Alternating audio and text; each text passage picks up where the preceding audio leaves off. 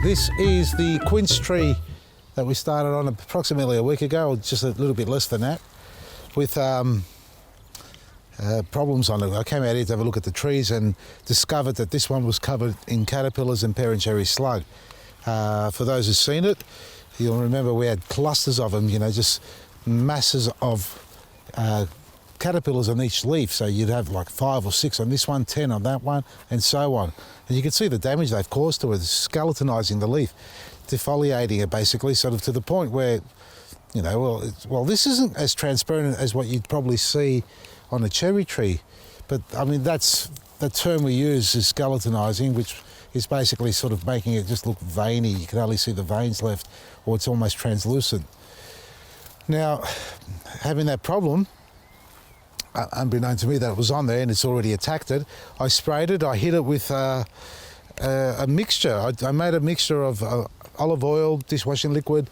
I put in some diatomaceous earth and CGWS as well into the mixture.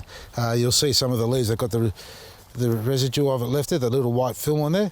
And that basically tells me I could actually put a bit more, because normally with the CGWS, it should coat it white, and that's a shield of armour that you get in protection, and it works really well.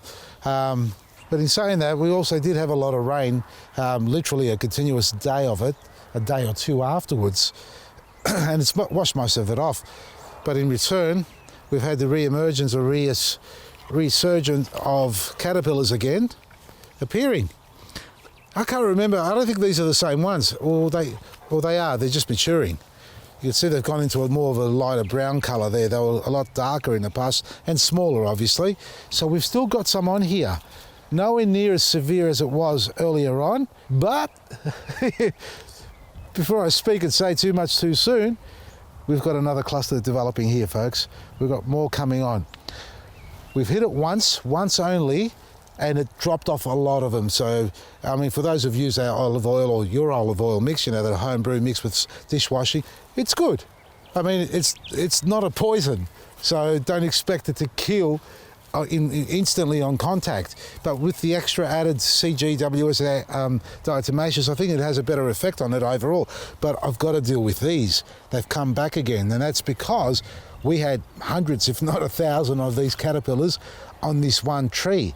And you can see they nearly got into it really hard. If I didn't come out here, I would have lost the whole tree by now. So I'm going to hit it again. Time to spray it one more time. And being a natural-based product, you can spray it more often than not by comparison to the other insecticides that exist out there, the toxic type ones or the chemically based ones. You could probably spray it every 5 to 7 days rather than every 14 to 21 days. Just looking around here, it's just on that side there. There's nothing on this side. Not really. Oh, there are. Yeah. The bastards know how to hide. You've got to look carefully, folks. There's another 4 on this leaf here. Yeah, look at them, they're back again here, folks. Now, that's because we're using a really simple, natural-based product. And look, don't be deterred by the fact that they all come back pretty quick, because the product hasn't got a withholding period, meaning it does break down quite quickly. And because we had that big burst of rain that lasted for so long, any residual left on it is very minimal left, and you can see it's just on the tip of the leaves. It sort of washed it off. So I'm going to come back and spray it again. I didn't prepare for it right now, but it's a quick, simple solution. If you want to know how to make some for yourself, for every litre of water, add a tablespoon of olive oil, a teaspoon of dishwashing liquid. It's a teaspoon to 2 teaspoons of diatomaceous earth, and about a tablespoon and a half of CGWS. So that's the mixture there. You can go a little bit lighter if you like on all ingredients, just to start off with, and do a little bit of a test on one section, because not all plants are the same. Obviously, some of them will take it on like water off a duck's back. Other plants may be affected by any part of that mixture, and I'm not saying that it does affect, or we've had any experience with that, but I'm just saying it as a precautionary measure. So a light mix, or just do a little sample test. I came out here all guns blazing and just smashed it really hard, and a lot of them fell off, and we did that on camera. You can watch that video.